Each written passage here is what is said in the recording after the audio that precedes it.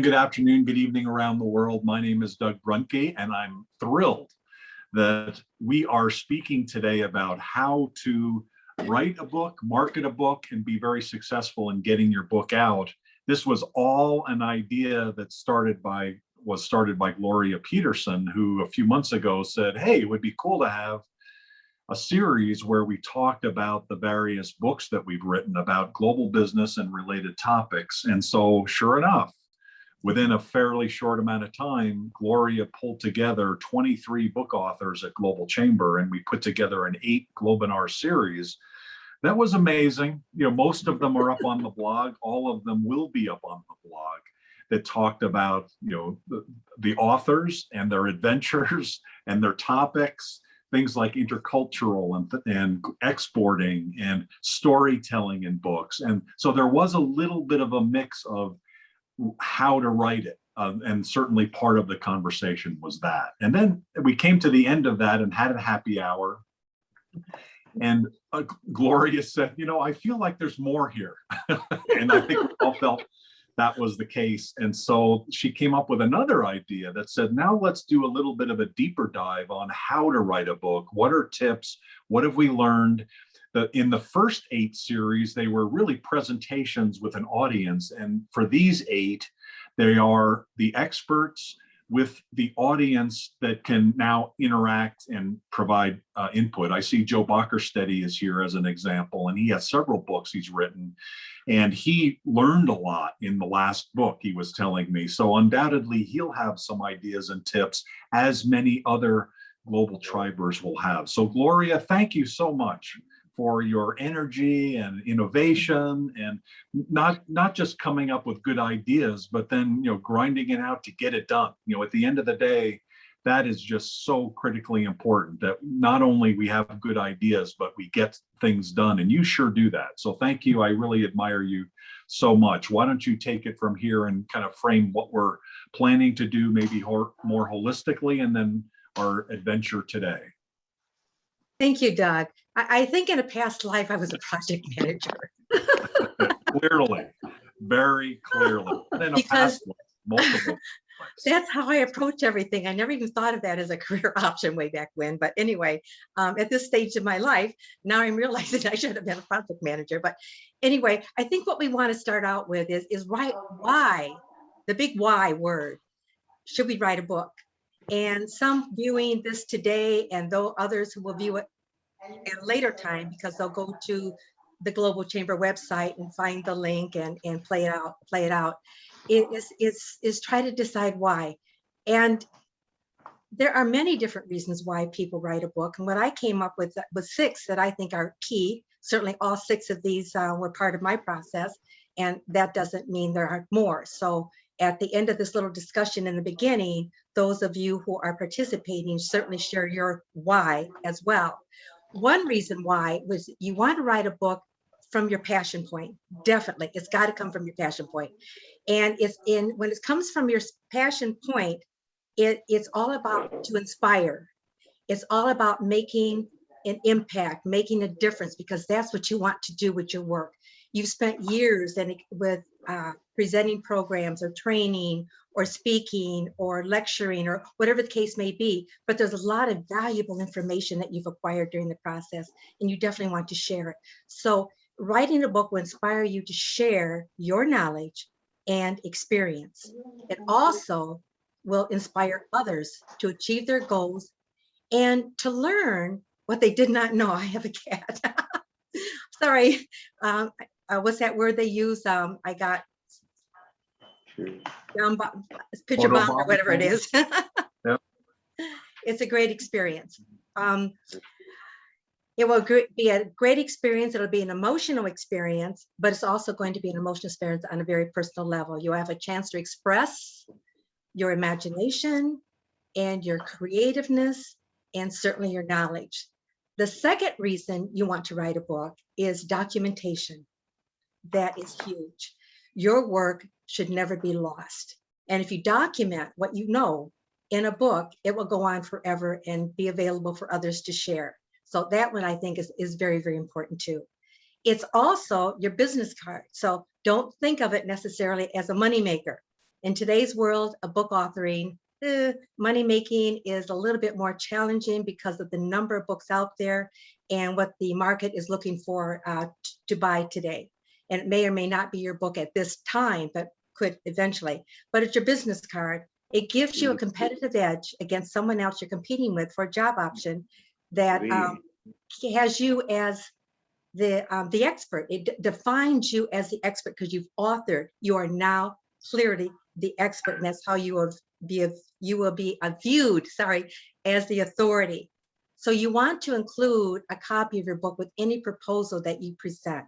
And even if your proposal is not accepted, then it's on the shelf as a reminder that you're still an option for the work. And they may come back to you, and that has definitely happened to me, where I might have lost an opportunity to a competitor, but later they looked at their shelf, they saw my book, and they thought, well, let's revisit this book. Let's bring her in.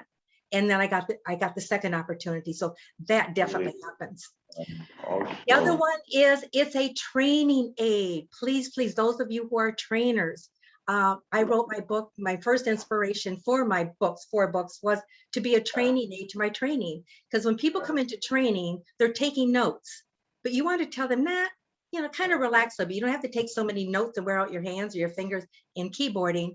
When what you can do is I have a book here that has everything I'm going to teach you right here in this book. So it's all been documented. So it's a great training aid.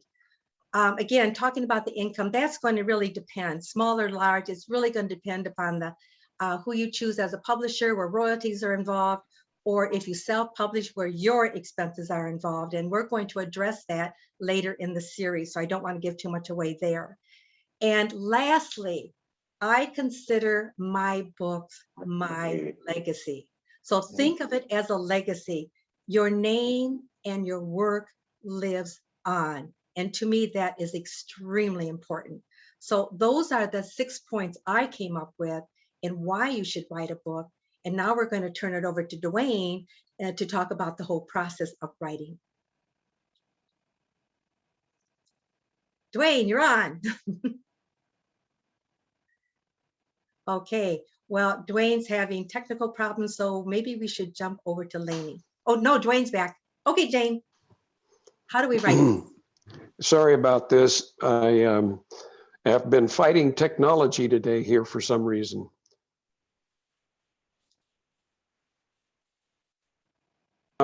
Rarely do I have technology problems, but here I am now with this on my phone because the links, anyway, for whatever reason on my computer didn't work.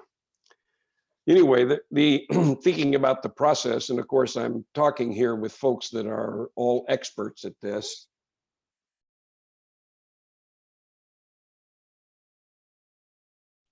Please excuse me, we're having a winter storm here in Phoenix, Arizona. At my walk this morning at 6 o'clock, it was 48 degrees. So that's blizzard weather for comparisons here in Arizona.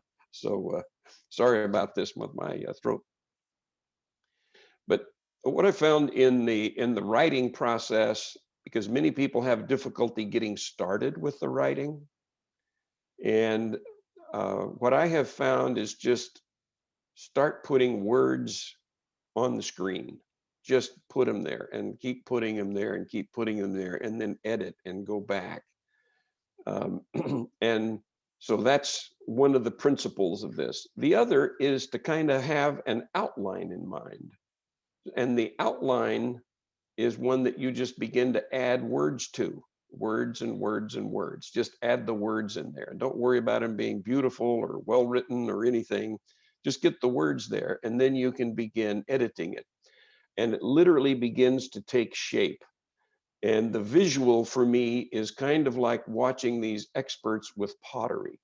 They take a clump and they get it spinning, and they just keep moving it and touching it, and all of a sudden it starts to take shape. And that to me is a way to overcome what I hear people talking about, writer's block. And one of the ways to get over writer's block is just to write something, even if it doesn't seem sensical to you. Write it, and then you'll edit it and work through it later. And that to me has been the biggest barrier difficulty that as I've talked with people who have never gotten their books written, it's because they weren't willing to go through that process of just putting digits on the screen. And so to me, that becomes a key part of that. The outline helps because the outline begins to shape what your messaging is. And in that process, the next clarity comes with, well, who am I really doing this for? And again, separate document. Here's my audience. Here's what I want to tell them. Here's how I'd like to help them.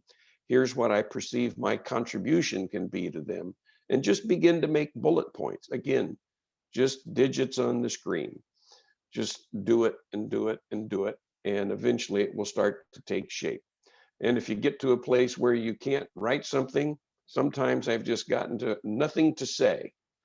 And even just typing nothing to say has spurred me on to do the next sentence and the next sentence. And so it's just a process of really getting comfortable with the fact that the first draft of almost any sentence is probably not going to be as beautiful as you would like. But don't worry about that. You'll make it beautiful over time. And one of the things that I noticed on our group here is Joe Bockerstette, and he may not remember, but many years ago I met with him up at his office, and he took me through his process. And I've never been more impressed with a process, as I'm a fan of processes. But you begin processes in the same way I'm just describing. Here's this, here's that. We edit, we change, and we just continue moving forward with it. And so to me, when I think of the writing process, it is simply what I've just described to you. Just digits on the screen and keep putting digits on the screen, and it will create its own beauty as you go along. Any thoughts? I'd like to add to that. I wish I'd had you whisper that in my ear when I started writing my first book. But I remembered while you were talking of having finally sat down and written some things.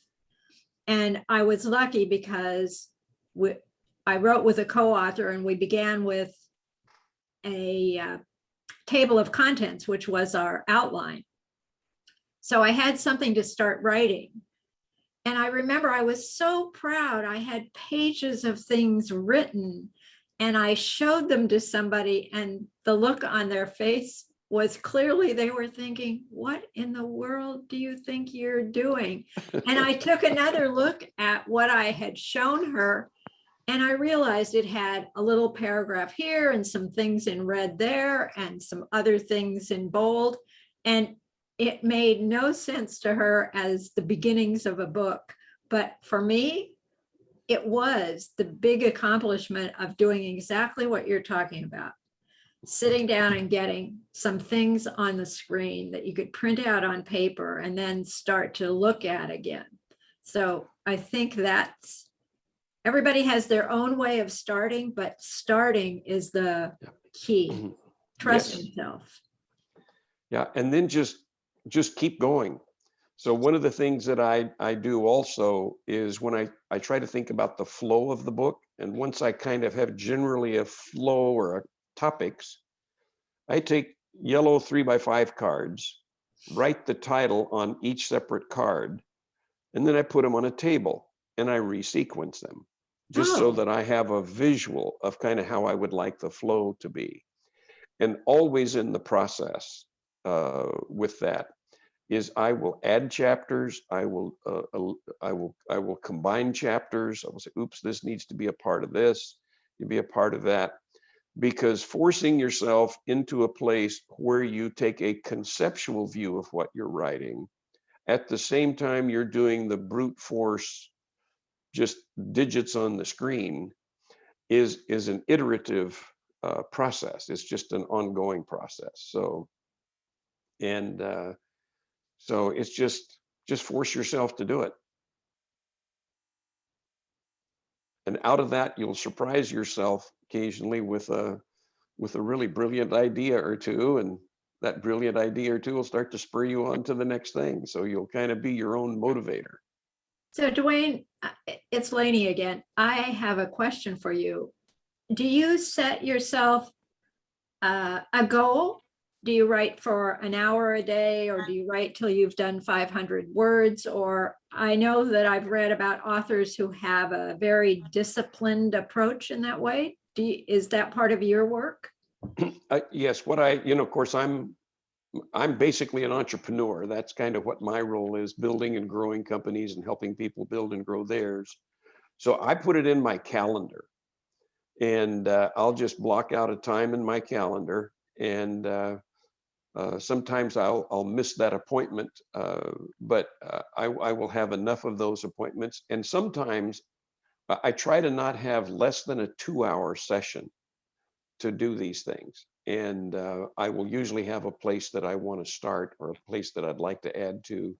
So I kind of have a little bit of an agenda of the items that I want to do during that 2 hours. And sometimes the 2 hours will grow to 3.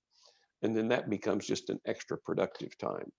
But yes, there is a discipline of getting it in your calendar, making it a form of a to-do list, if you will, and then just forcing your way through that.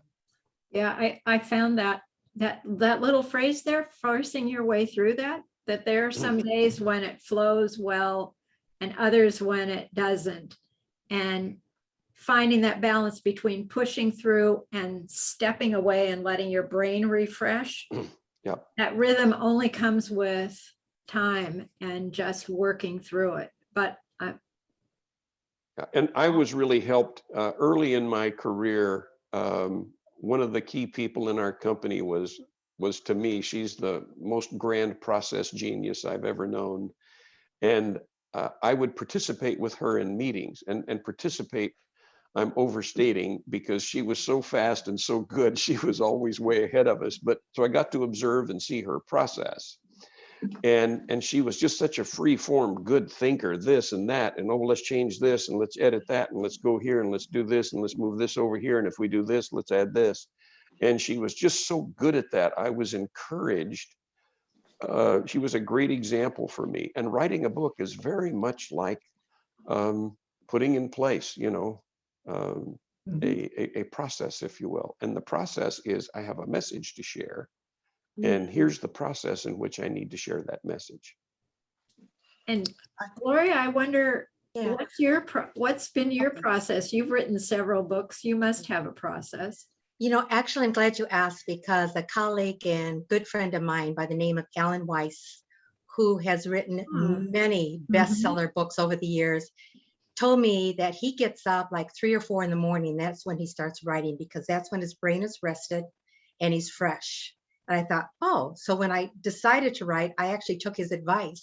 So in the morning, the minute I wake up, and of course, Lanie, this morning I was really up early because I was emailing you. But I block out that early morning time, whether it's 5 o'clock, 6 o'clock, or 7. But before I do anything, or my mind gets engaged in any other subject matter or personal issues or whatever's going on in my life, I make sure I take that fresh time when my brain is the freshest and has the best information for me to work with. And I find that works really well for me, because by afternoon, it's tired. That's mine. Taking the advice of early morning. I bet that all the authors on this call already have a time and a pattern of how they write. Michael, are you an early morning writer? It's a good question. I'd say I'm a mix of like the two. So I always have a process, but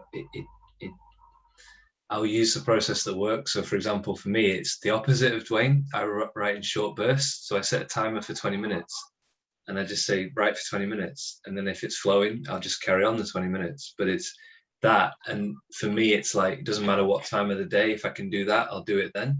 But I also like what Dwaine said about booking it in your calendar. I'm a big fan of that. So the time for me personally, because I can control my calendar, I'm very fortunate like that. Doesn't matter as much as the headspace I'm in. So, like Dwaine was saying, if I do my 20 minutes and it's not really working, I might step back. But if I do my 20 minutes and it's working, I might stay on for a few hours. So that to me, it's like Dwaine was saying, the process can be whatever you want it to be, as long as it works. So that's kind of my answer, really. I think Dwaine mentioned Joe being an inspiration. I think I'd like to hear what his is.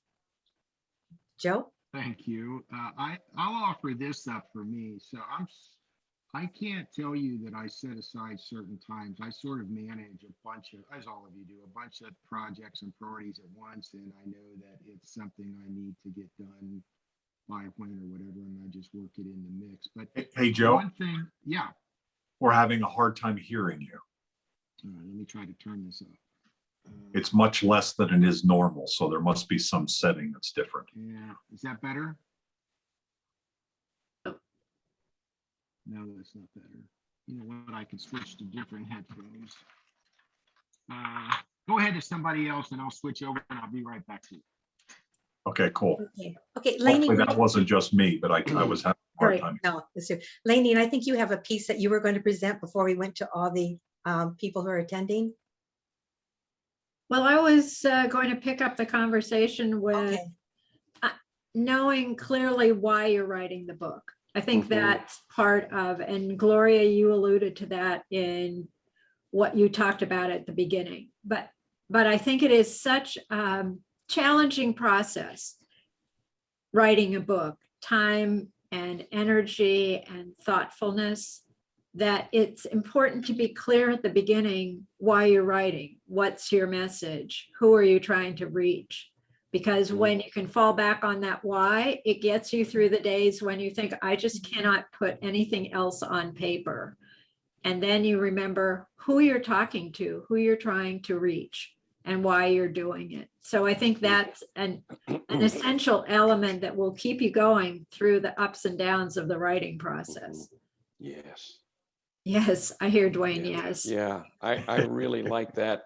You almost have to have a passion. Well, I mean, I know we've mentioned the word passion before, but you become, I'm going to use the word obsessed.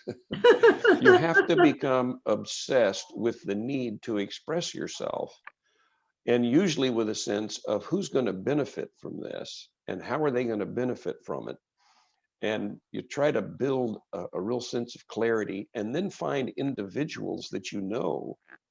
And then that's where I begin. Even early in the stage, I'll call and just have conversations about parts of the book with people, and particularly people that I consider to be an audience about that. So I have this group of people who are willing to talk with me, and I'll call them and talk with them, and that will help me through clarity. I'll mention this, I'm thinking about this, what about that? And then when I think the book is really about 80%, I have a printer here and I go have them print it for me. And then I send it out to about 100 people. And then 30 of those people will get back to me with markups.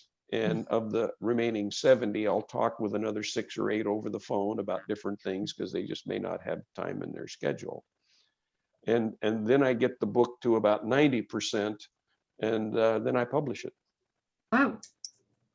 It never gets to 100%. Yeah, that's another important thing that I think we should probably talk about at some time in this process, is how to know when you're done. And I on 2 of the books I did, I had a co-author, and that was very beneficial for both of us, because we went back and forth. We read each other's work. We had shared the ideas about what we wanted to be in the book. 1, 2. So there was always somebody to bounce an idea off of. And Michael Tucker, I think your work was part of a larger set of authors, so maybe you could talk about that experience later. But it's a plus and a minus sometimes to have a co-author. They have ideas that don't always agree with you, but on the other side, they have great ideas that help you write a better book. And Michael may have some comments, but I just would like to interject for all of you, just in terms of the process here. I see Dana has a question, and I know she'll have a lot to say as well. Can people just ask questions, or are you calling on people based on earlier guidance, or what? How how can the audience interact, or can they interact? I just tell them to jump in. You know, this is supposed to be very, very casual. And I'd Okay. like everybody to just jump in. And if you feel like you need to get somebody's attention, if you go down here to the bottom, you'll see this thing called raise a hand. You could use that if you want to make sure you get our attention and you want to take the floor, and then take the hand down. So Dana, go ahead. I think we should. Okay. Hi, Gloria, and Hi. the rest of the Global Chamber. This is just so refreshing to hear different approaches and styles that each individual takes. I like the collaboration part of it. I think the first question I have is to Dwaine. And then also, I think Dwaine raised the question, and then Lanie also mentioned collaborating in a book. So it's twofold. So when you're writing, Dwaine, I heard you mention that you kind of write and edit. And I will say too, as an author, when I was doing that, I never finished, because it was never, I mean, I have books that were years in the making because my editing just kept stopping my flow. How do you continue to write and get to 90%?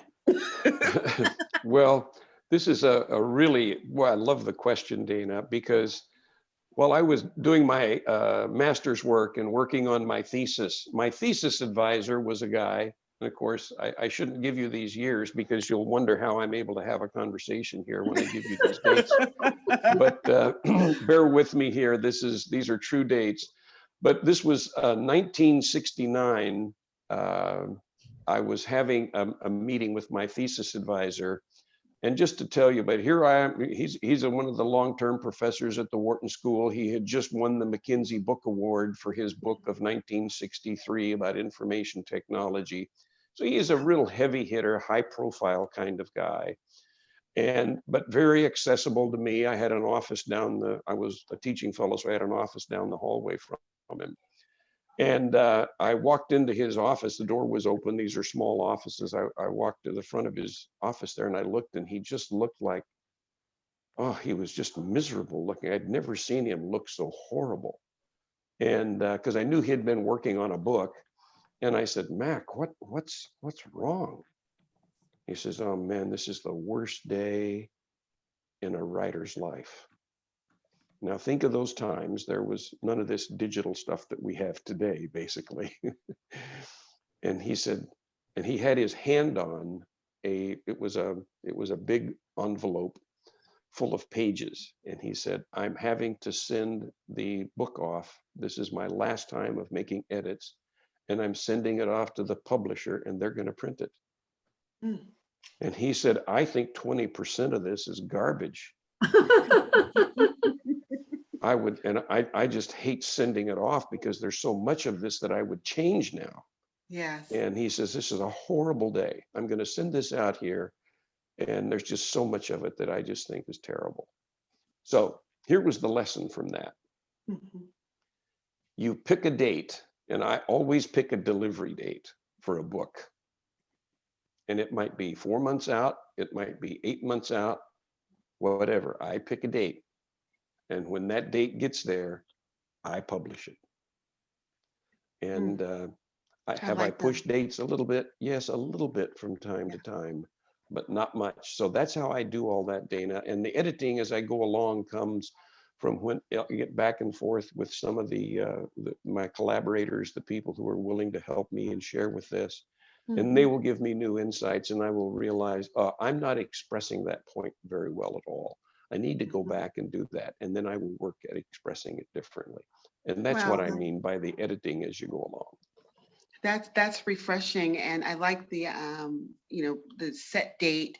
And I have a colleague, I work in healthcare as well, and she writes for textbooks for oncology. And so here's her motivation. She does have a set time in the evenings that she writes, but during her writing time, until she reaches that date that you talked about, she doesn't drink any alcohol. Oh, wow. So her motivation is to get to that set date sooner than later, so she can resume alcohol. Wow. Yeah. Well, that's more dedication than I'm willing to commit to. So Thank you. And thank you, Gloria. I too am a morning person like you. That's, all the things are firing in the morning, and that's a good time for me. Thank you, guys. I want to add that the books I've published with a publisher, and they give you a date, and that's very motivating. Mhm. So it keeps you focused. So I might be back up. Can people hear me now? Oh, yes, Joe. Way better? Okay. Much better. Good, good. Okay. So I'll offer a couple thoughts that have affected me. So I learned that I'm far better dictating the material than writing it. And what I've learned is I'll write on a topic, maybe 300 words. I'm just making this up. When I sit down to dictate that same material, it's 1,000 words. And when I edit it to where I want it, it's maybe 600 or 700. That my writing style is so terse that I'll, summarize 8 things in my head down to 2 sentences or something, and I don't sort of adequately embellish. And so I've learned to take my first pass dictating, sort of not worry about the sloppiness or the wordiness of it, and then sort of get it all out of my head. And then that gives me the basis for sort of shaping it and framing it. So that's after years of hard labor doing this, right? The second thing I'll mention is I always do it with co-authors. I have virtually no interest in writing a book myself. That sucks the fun out of it. I don't have any sort of belief that I know everything about the topic we're writing about. I love the others' points of view. We typically trade chapters, so we'll decide early on who's going to write the first draft of what. And that gets to the review part. So the beautiful aspect of co-authoring is you can dump your first draft into the universe and trade that with somebody else's first draft and start to shape it. And so I like that a lot. And then when you're each sick of the material, then you're done. It's like, I'm not reading this one more time. So it is what it is. I can't take it. And therefore we must be ready to move on, right? And then the third point I'll make, which I co-authored, the second book I wrote, I co-authored with a guy, Marty's Willing, here in town, who was fabulous. And we get done with the book, and this was a much shorter, much more conversational, less dense book. We get done with the book, and some subject matter expert, I forget who, offers to read it and review it for us, right? I'll be happy to read it for you, give him my comments. So I go to Marty and say, such and such is offered to read it. They're an expert in the area. What's your opinion? Marty says to me, a very profound man, Marty says to me, you happy with it? I said, yeah, I'm happy with it. He says, I'm happy with it. We're going. And so we never had a third party review the book. We were both happy with the material. And so you just sort of, you get to a spot where, you're done, let's go. And then I'll suffer whatever consequences come out of that later. So that's my couple of cents to this. Well, based on that, I'm thinking, Lanie, Dana, we're of similar industries. Maybe there's a book with the 3 of us in the works in the future. There you go. Bring the I 3 am together. I am for it, they say, and would look forward to partnering and Yeah, we could taking have. off. Yeah, Yeah, subject matter that's expertise fun. of each of you. we could have- I think I want to move over to, if you don't mind, Michael Tucker, to find out what his inspiration is. How do you get writing? How do you get going? Yeah, thank you. And I appreciate everyone sharing their ideas. This has been a really beautiful experience just to hear everyone's thoughts. So for me, I would say that it's been, I give myself permission to experiment. And I've probably experimented with almost every single thing that you all have talked about here. It's in some way, shape, or form. But what inspires me is one simple, well, a couple of things.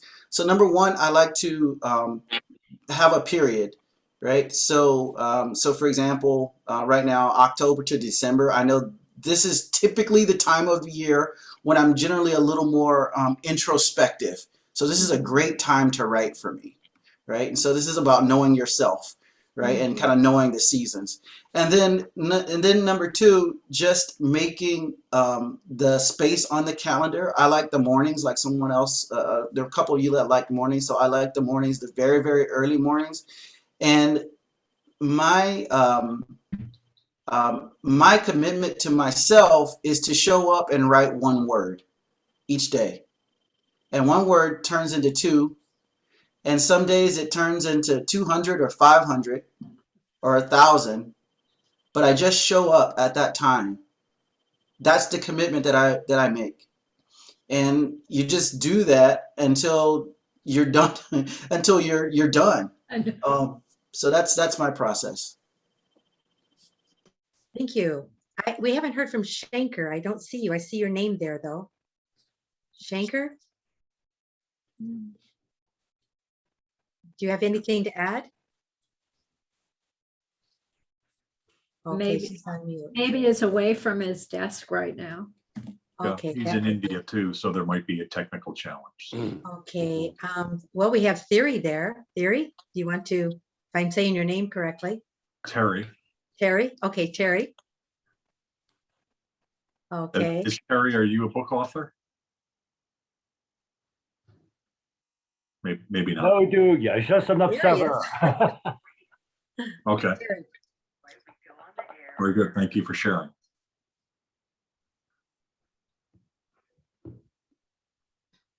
Okay, anyone else want to offer some advice based on their experiences?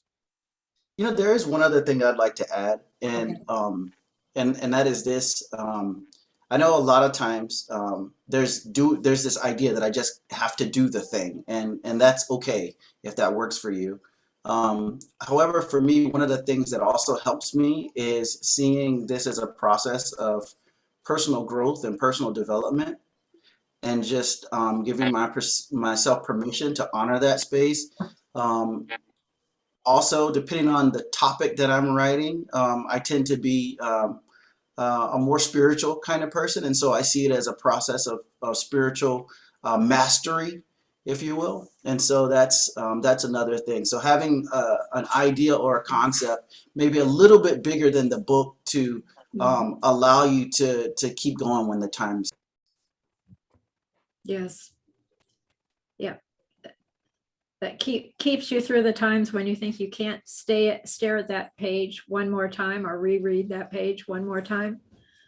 And Gloria, do you want to take us through what the series is going to be? And I think almost everybody on, so that we all have the same overview. I don't know if everybody's had time to read through what the completeness of what you've created. This is Sure, and not everyone received it that is on board here that I can see this morning. But I think I'm going to start with the three of us. Week one, which, well, this is kind of like the kickoff, or what's the word you used, Lanie? the launch. The launch. The launch. I like that word better. Okay, but next Wednesday, this will be every Wednesday at 9 in the morning. And next week, it will have one moderator and two panelists, because we want to give the panelists more time to talk about the subject matter. We've created some bullet points based on that subject matter. And certainly if anyone feels that they have a bullet point that is very important to that subject matter point or title, they can let us know, and we'll make sure that gets addressed. And I think I'm going to have each of us address our own. So our first moderator is actually going to be, and I've got my paper right here, is going to be Dwaine. And Dwaine, yours is Wednesday, October 20th, which is next week.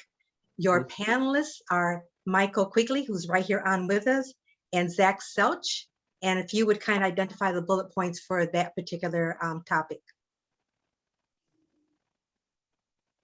Gloria, you called up my name some time back. I'm Shankar here. Okay. There was a little technical challenge, but I've been listening to it. I'm not a writer, but I have great interest in writers and how they conduct themselves and how they put the entire thing together. So I'm a big fan of writers, and I want to write someday. I have some ideas, so I thought, let me jump into this call. And I just want to say that it was so useful, very useful, and I look forward to attending, the next week also. and see where it takes me. Thank you so much, all of you. Thank you. Wonderful. We're glad you're here.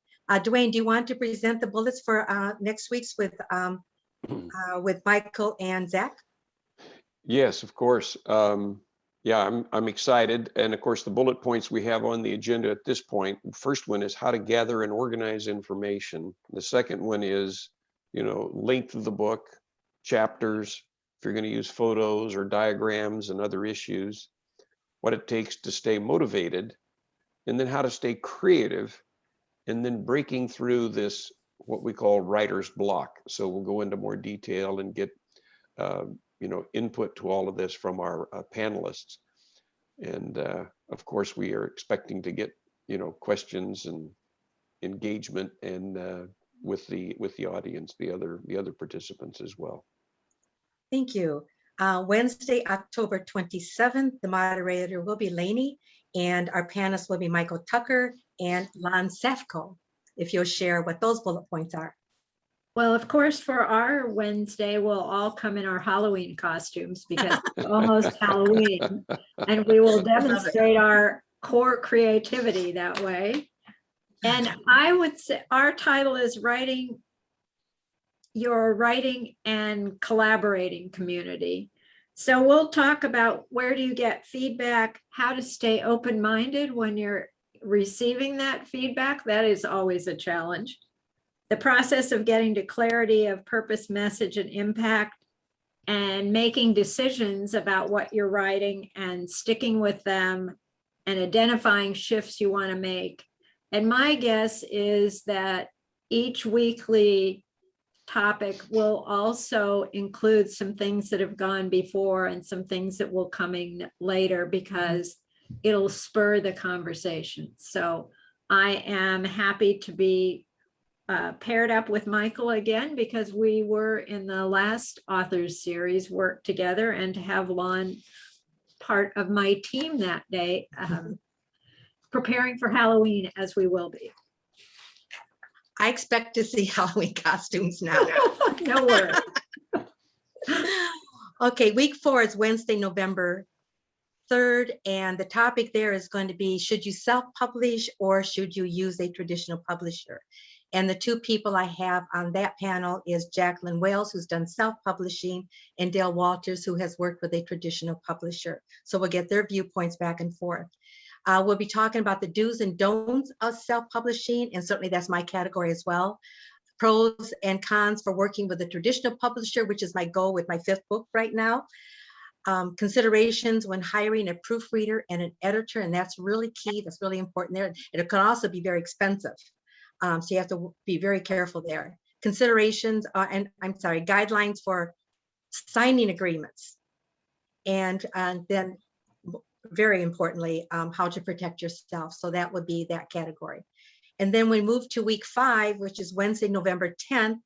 And Dwayne, if you'll introduce your topic, and the panelists will be Kathy Flock, who we didn't have last summer. She's a new person to our group, and Michael Seaver.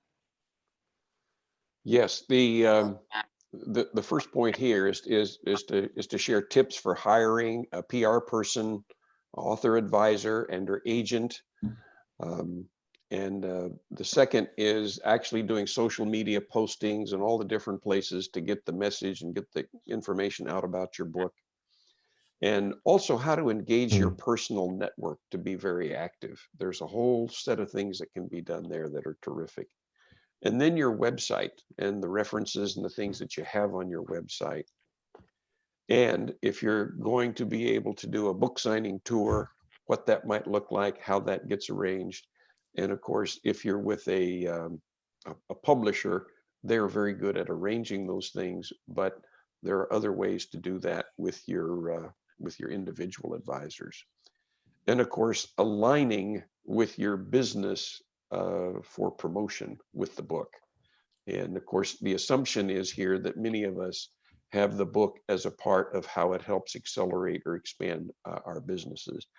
And that's what that topic will be about. Thank you. Then we'll move to week 6, which is November 17th. And our moderator will be Lanie. Our panelists will be Junko Horvath, if I said her name correctly, And Everett O'Keefe, we have not had confirmed yet. We've got some things we've got to take care of there first, but hopefully we will have him in place for that.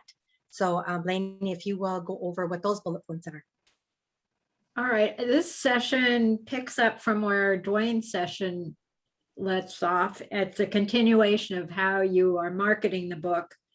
And one of the key things, of course, are speaking engagements. And I'd say that having a book helps with booking speaking engagements, establishes that expertise that you are an expert. It's a great business card. And then we'll talk about creating a community, online options, pick up the conversation about websites, talk about Amazon Prime guidelines. And one thing that probably will have been covered at some other points is what's the format of your book? Did you choose to be a paperback, a hardback, an ebook, an audiobook? And if so, are you going to record the book? Are you going to hire somebody to record the book? So a continuation of the discussion of marketing that book. Thank you. Then we'll go to week 7, and that's Wednesday, November 24th. My moderator, I looked at it, oh, I'm the moderator, okay. It's creating an author's book website, and certainly I do have that. And the panelists will be Professor Roberto Ancas, if I said his name correctly. Unceased. Unceased, I always stumble. And Dana, it will be joining me on that one. And we'll be covering why should an author have a author website or a book website, what makes an effective website. And again, this is kind of websites is kind of moving along here because that's important. Should each book have its own page, or should you bundle them? And I'm going to introduce 9 things an author's book website should have. I did some research on that, and I'll ask my panelists to work with me on those 9 things and address them. And then we're going to move into week 8, which is the last week. And we decided to make that more of a summary, a recap of all that we've learned the previous 7 weeks. And that will be Dwaine, Lanie, and I again. And we'll talk about what metrics did you keep along the way. We'll ask you, the participants, those who join us, and how did you do? What worked better or worse? In other words, just an overall summary and a gathering. And I think at that one, I would like everyone to share the one thing they learned from the series, maybe target or pinpoint one particular series that was helpful, one particular week that was helpful to them, or the whole series, but we really want to get the input and the feedback, and that's important. And then my favorite part is the celebration happy hour. We got to have that. We had that, the last one, and it was so fun. And I think one of the, I said earlier that I was probably a project manager in past life, but I'm also a connector. And I kind of found that out along the way too. Like Doug's an amazing connector. And I've learned a lot by watching him to inspire me to be a better connector. And I think the happy hour, one of my purposes or goals is to bring all of the authors together as a community, to get you interacting with each other and to form bonds. Because who knows, there might be a partnership with your authorship in the future. You could be able to reach out to each other. One of you might get a contract with somebody and they say you have a different kind of need. And you might say, well, I know an author who addresses that. Let me refer you. Because companies love referrals. It saves them a lot of time in finding the right person for an opportunity. So there's many different ways this could go. So that being said, I'm going to turn the baton back over to Lanie and to Dwaine for a last minute comment, and Doug certainly on a wrap. I would simply say thank you for being here this morning. Thank you, Gloria, for getting us started. And please come and join us all through the series and bring your friends. The more, the merrier. Lots of opportunities to learn from each other. And Dwaine, I'm turning the baton to you. Well, I'm just excited. Thank you all for this. This has been really terrific. And I think just to add to Lanie, or just to restate, just see if you can get as many people as possible that you know that have been about this and interested in this sort of thing. We'd love to have this become a real helpful forum. And of course, it's so nice the Global Chamber to not only sponsor this, but to record it, get it available on their YouTube channel. because I think it's an interesting, exciting time for people, because this digital environment is dramatically different than it was 20 years ago doing a book. And I just think it's becoming a much more important thing for us to share and be a part of. And then Doug, would you like to do the final wrap? The other thing that I can visualize, and maybe it's a good idea or a bad idea. Good ideas and bad ideas are the same, except the bad ones are bad. So this could be bad. What I was thinking was it'd be kind of cool. You've got a list of the 23 who spoke in the first series, plus you now have a number of other people that we've identified as members who are authors. And I hope what we can do is inspire other people. Certainly, you know, I'm not on that list, but I want to be. And so I was thinking, what if we had this master list of everybody's next book and the date? Maybe it was Dwaine inspired me to the, you know, putting something in stone, basically, right? Is like, I'm going to be done then. And that's how I get stuff done, right? Is like, I'm going to get it done by whatever. And so I'm wondering, like, if we finish the next 8 weeks with a master list of here are all the authors we know, and then all the attendees that have attended that have committed to getting a book on a certain date. You know, let's see what we can do in 2022. Let's make it a better year than 2020 and 2021, more than just writing, but, you know, in general too. So, Yes. so we can talk about that offline if it's a crazy idea. Okay. Oh, I gotta process it. Okay. We'll do it. Yeah. Well, thanks everybody for attending today, and just really, again, just fun, really great information. Next week, we don't have up on the calendar yet, but we've got the information, I think, to be able to do that in the next couple of days. So watch the Global Chamber newsletter. And probably what will happen is all of the 7 programs will be populated by Monday. So we'll see.